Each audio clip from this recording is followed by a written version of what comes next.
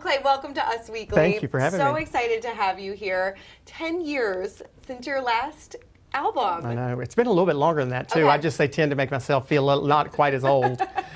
It's been a while, and the world is different now. Sure, yeah. I mean, there was no streaming. Spotify didn't exist back then, so I'm learning a whole new world now, that's interesting. And I'm also having to, my kid's 16, so a part of this is because he's old enough now that I can leave and don't need to be around as much. He wants me to leave. Sure. But I also feel like I need to impress a teenager. Okay. I feel like I'm back in high school and trying to impress teenagers again. Trying to be in the cool crowd again. Right. Why now then? I mean, you kind of explained that a little bit, but like, why a Christmas album again? Well, a part of that is because it's 20 years since my first Christmas album, so it's kind of timed out perfectly. But also, you know, I've been doing stuff that's not necessarily been as joyful. Yeah. So I'm coming back. A big part of wanting to perform again was because I recognized when I was out on tour with Ruben last year that, wow, you know, doing this can make people happy. Sure. And I think I had forgotten that the first time around. And so I wanted to come back and do this because it gave me the opportunity to make people happy. So why not start with the most joyful time of year, right? Well, I think I read that you said that touring was kind of what pulled you away from music, right? And is it because it was just the grind of it? The grind. I mean, when your hobby becomes your job, it stops being as much fun. But also touring because my son was born in '08, and touring keeps you away all the time, and constantly being on the road and not available when I needed to be. I just not something I was willing to do. I also didn't, he's very cute. I didn't want to miss those very cute moments. And now he's less cute.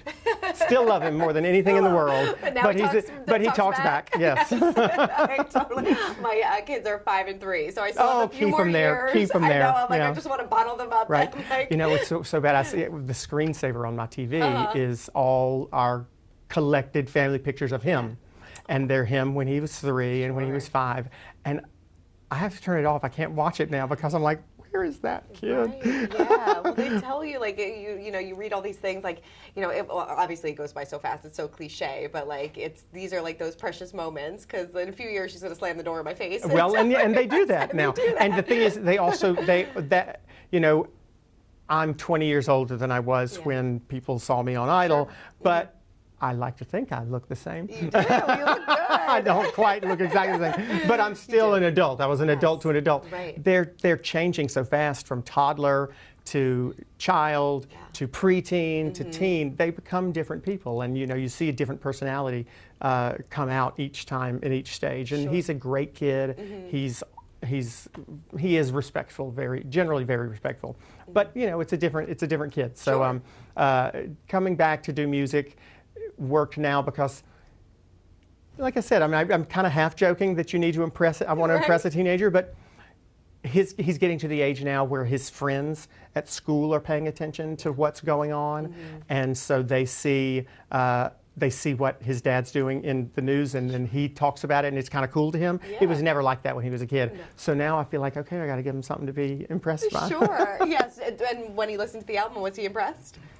He's listened to part of it. I don't think he's heard the whole thing. Okay. He's not that impressed with me singing. I mean, I don't think I'm his musical style necessarily. His uncle is, got 500 Grammys. Sure, yeah. His aunt now is another second-place Idol finisher. Right. So he's been surrounded by music for so long in his life. He can sing. He doesn't sing around us, though. He got a solo in his 8th grade choir performance, and we got to hear him sing then. And I was like, oh, man.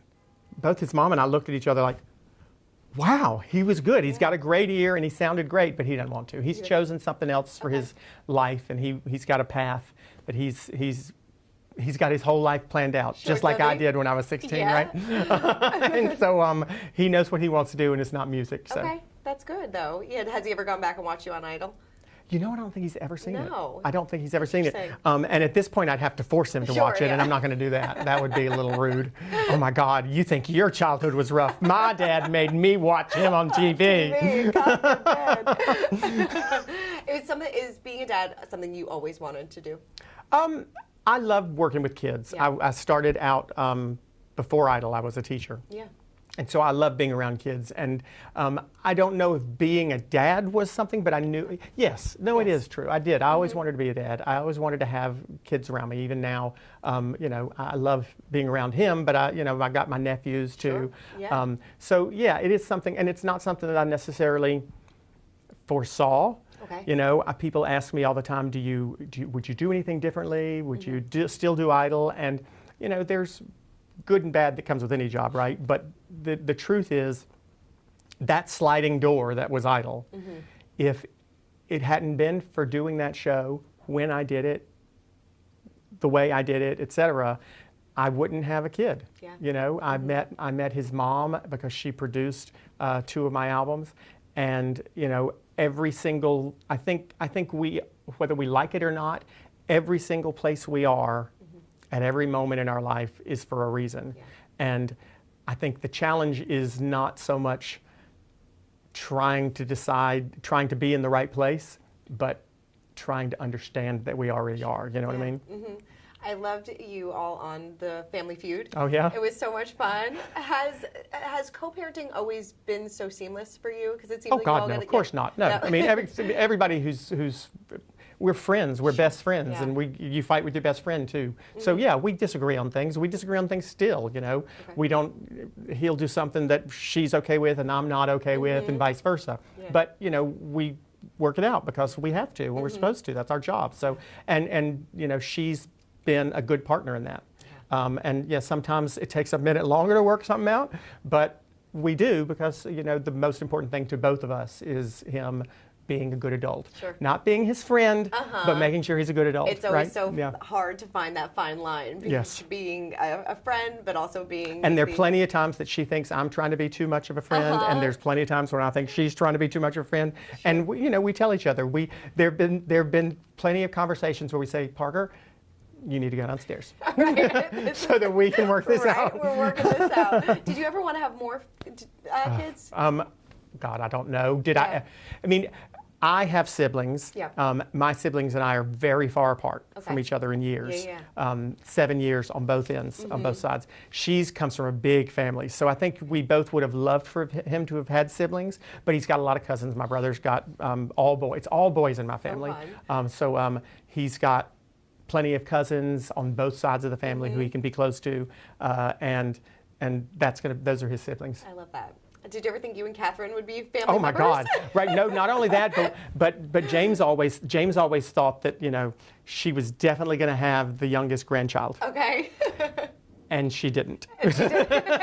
Somehow David figured out a way to win again, and had Rennie. And so the foster family continues to surprise. Yes. What are those family gatherings like? You know, I always tend to miss them, but you know, when we do the Fosters are very, very tight knit. Obviously, James lives in Raleigh now, so we do a lot of stuff with my family. Yeah. But the foster family is incredibly tight knit. You know, they spend summers up there together, Christmas sometimes.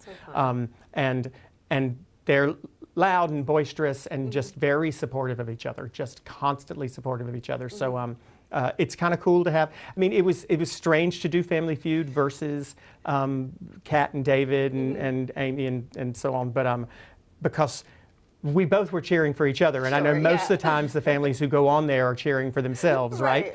And we would have been totally fine with them. We went out to dinner afterwards all together. I bet that's the first time that both families have done that on that show. Yeah, I'm sure they have. You're like, it's okay if you win. It's okay if you win. I mean, even if you look at it, they're cheering for us because at the end when we win. So yeah, what does Christmas look like for you? You know, everybody. I asked my mom the other day. I said, you know, I'm doing all this press for Christmas. Do we have any traditions? She was like, well, we go watch there's a big field out 35 minutes out of Raleigh in the country that people just put up so many lights, thousands of lights. Sure. And we go, and there's a mile-long line of cars to see that, and we'll do that every year. But we get, you know, we've always gotten together with my grandparents' house. They've passed now, so now it's all been moved to my mom's house. And so I think the tradition is it must be there, because I'll say, well, let's do it at my house this year. There's more room. The boys can run around. James will want to do it at her house. She's got a lake. And no, Mom insists that it be at her house because she wants that tradition of always being at hers. Yeah. I love that. What was it about these particular songs that made you want to put these on the album? They were safe, and I don't mean vocally safe, Okay. but Christmas to me is about that consistency. Like my mom wants to constantly always be at her house. It's about the consistency of having the same people around you, people who love you, and these songs are all sort of that. They're the warm, cozy songs that everybody knows. We remember them from. They will evoke memories for people because they've heard them for years. I'm not a huge fan of original Christmas songs. Not that I dislike them, and there's some great ones, but Mariah's "All I Want for Christmas Is You," you're not going to beat it, y'all. No, Stop trying. It's not gonna happen. So stop trying. And so I like the stuff that's traditional. All of these songs are both safe, comforting, memory-evoking traditional songs, and too many of them haven't been redone much. "Merry Christmas with Love," "Merry Christmas, Darling" is a Carpenter song that I grew up loving the Carpenters. Not many people have re-recorded it. Not many people have done "Wonderful Christmas Time," the John Lennon song. So we tried to grab a few songs that hadn't been overdone and do them in a traditional. I say to people, it should be the album should be the kind of album that you put on a sweater and you sit by the fire with hot cocoa and drink. It's that vibe. And so all of these songs were chosen for that reason. I love that. And I love that Pure Imagination is on it too. Oh, right. Well, it's not a Christmas song that you would think, because it's not lyrically a Christmas song necessarily, and it's not a song you would think would be one. But first of all, people put my favorite things from Sound of Music on Christmas albums all the time. And that is not a Christmas song. Not a Christmas song. But why do they put it on? Because you're talking about gifts and those things that you like, and that's what happens at Christmas. Pure Imagination is about building a magical world in our imaginations, a fantasy, perfect world. And that's what we do at Christmas, right? We decorate the house, we decorate the streets and the trees and the storefronts, and it's all about this fantasy, childlike wonder. And that's what Christmas is, and Pure Imagination is that. And so it seemed like a Christmas song in a way, in spirit. And Ron Fair did this incredible job of making it a Christmas song by adding a lot of the Christmas elements to it. And so it's a favorite for me. So great. Like you said before, it's been over 10 years. And a lot has changed in the music industry. Does that make you nervous at all? Or are you just putting this out just, like Of course. Yeah, it does. Yes. I think anybody who comes and talks to you and says doesn't admit they're a little bit nervous when they put something out is lying. Because it's not only is it your livelihood, right? Yeah. But it's also something that it's a piece of you, right? And I don't mean that in like a really horribly cheesy way, but this is my best, and I do think we've done a good job, and I need to keep saying Ron Fair's name because he was such a huge part of this and making it exactly what I hoped it would be. But it is a piece of you, and I've been in two very different worlds, with the political world and the entertainment world, but in both of them, and I'm not a competitive person, I swear to God, which is crazy because everything I do in my life is a competition, and I keep losing. But you're in both of them, you're asking people to please like me, right? And please like me. And so when you put out an album, you're asking people to do that. It's nerve-wracking this time because it's a little harder to measure that. Sure, of course, right. Used to be it was all in sales. Now there's streams, there's clicks, there's I don't know all the stuff. No, it's true. And I'm having to learn all that as we go because I don't know what social media is. Right. No, because I remember when your album came out, it was like sold 300,000 copies in its first week. I mean, we don't see numbers like that. But that doesn't anymore. exist. So when they tell me what's been pre-sold, and I'm like, oh, they're like, no, we swear that's good. That's good. It's good, I promise. But like you said, it's completely different. Is this the start of going back to music full time? Because like you said, I think you said that you're putting politics behind. That chapter's closed. Please. If only it could be closed for all of us.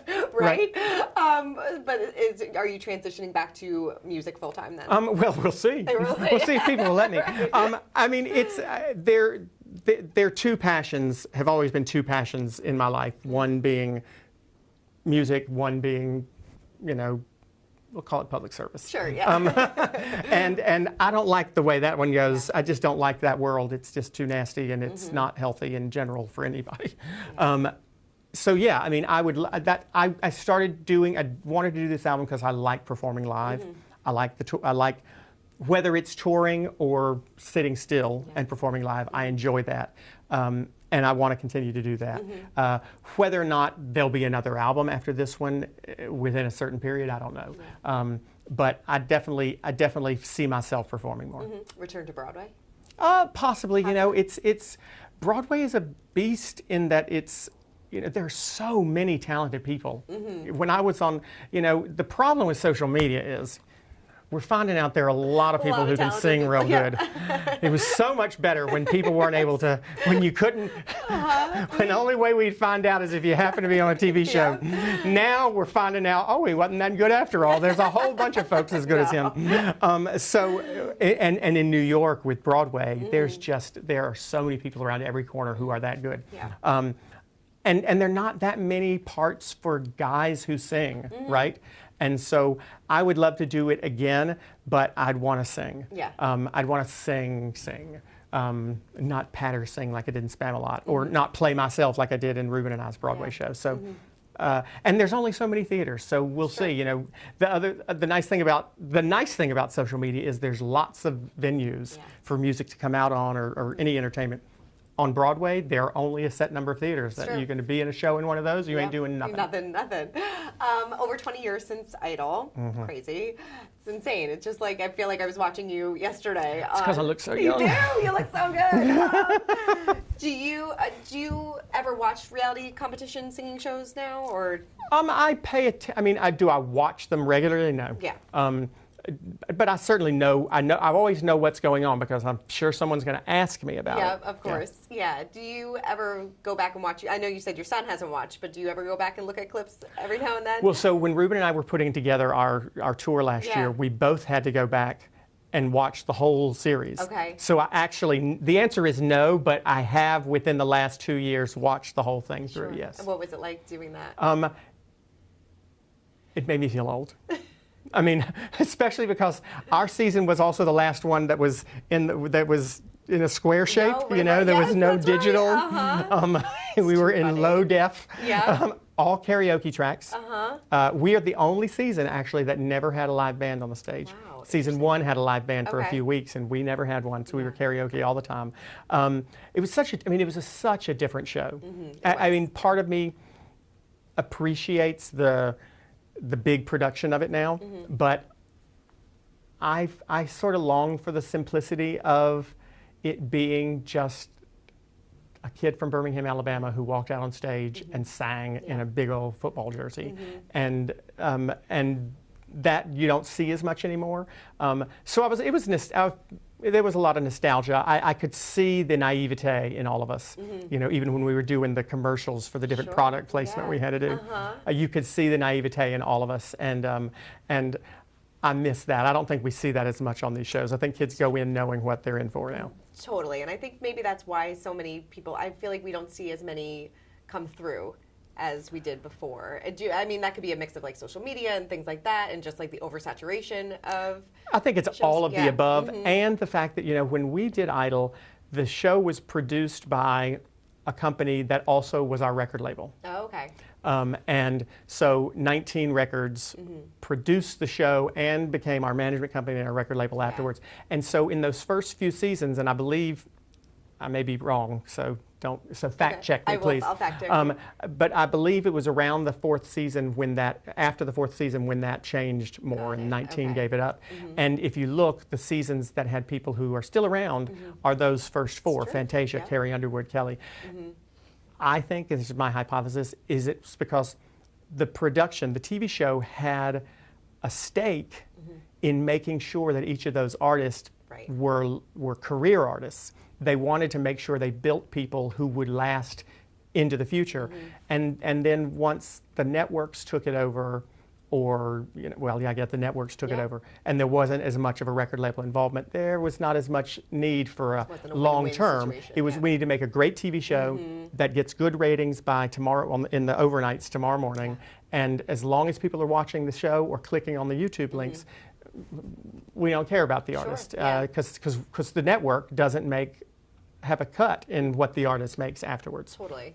So I think that had something to do with it's also probably why we saw a little bit more character development in each of the contestants.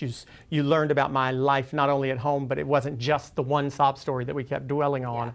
It was a whole bunch more about me as a person, and Ruben as a person, and Fantasia as a person, because people got to know us better back then. Yeah. Do you feel like you were then well prepared for what happened? Because like obviously your life changed overnight. So many people were invested in you, your personal story, and things like that. It had to be like. You mean everybody wanted to know if I was gay? Right. Yes.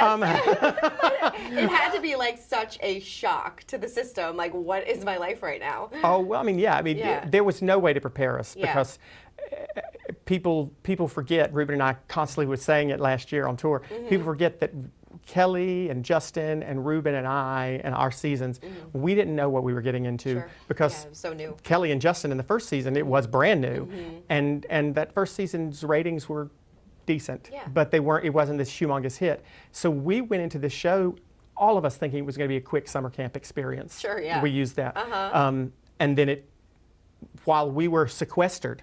You know, we didn't have TV in the house that we lived in. We didn't know what was going on in the outside world. The internet was fledgling, if that. There was no social media, so we didn't realize. Ruben and Kim Locke and I all were flown home to our hometowns in the top 3 when we made the top 3. And I remember getting back to Raleigh, and the first thing they had me do was I hopped in a local news chopper and went to the baseball stadium to throw out the pitch and sing the national anthem. And we landed, and there were 30,000 people in the right? And it was the first time I realized, holy crap, people watch this show. We didn't even know people were watching the show. So we had no way to prepare for it. I would say that the being out of the frying pan into the fire was really how we learned. We left LA after the final. Both of us got on a plane that night, took the red eye to New York, and did the news shows the next morning. And when we got to New York, it was like we had been let out of, like, what was that movie with, what was her name now? You'll have to edit this part out too. You know what I'm talking about, the one with Brie Larson. She won an Oscar. She'll know what it's called. But where you've been in a cave for a long time and you have no idea what's going on. So that's what it was like for us. Ruben and I both came to New York, and I think the night that we got here, maybe the next night, Frenchie Davis, who had been on our season, was doing Rent on Broadway, and we both wanted to go see it. And so we got tickets. It was just he and I think our security people stood in the back. And they started the show and they stopped it because people weren't watching the show. They were turning around taking pictures of us. Too funny. And they had to move us to the balcony so we could restart the show. Never heard of that happening in my life. No. At the time, I was like, oh, this must be normal. This must happen all the time. Now I know it doesn't. I mean, it was. There were some moments there where we were easily the most known people in the country. So no way to prepare for that. No, definitely not. Do you feel like the judges are too soft now? Yes.